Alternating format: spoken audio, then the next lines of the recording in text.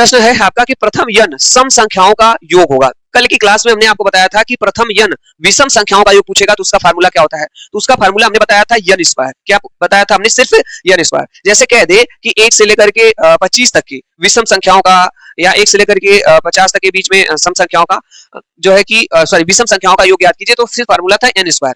लेकिन यहाँ पे हमसे पूछा क्या भाई? सम की बात किया है। देखिए प्रश्न क्या है, प्रथम 20 सम मतलब इवन संख्याओं का योगफल कितना होगा। तो हम आपको फार्मूला यहाँ पे हम नोट कर दे रहे हैं भाई। प्रथम n सम संख्याओं के योग का फार्मूला क्या होता है?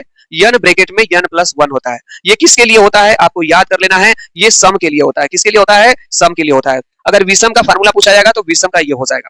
अब यहाँ पे कुछ भी नहीं करना है, सिर्फ वैल्यू पुटअप करना है। n का मान कितना है? 20 दिया है। इसका मतलब यहाँ पे हम लोग n की जगह 20 रख लेंगे ब्रैकेट में, यहाँ पे n की जगह 20 रखेंगे, 20 प्लस 1 हो जाएगा।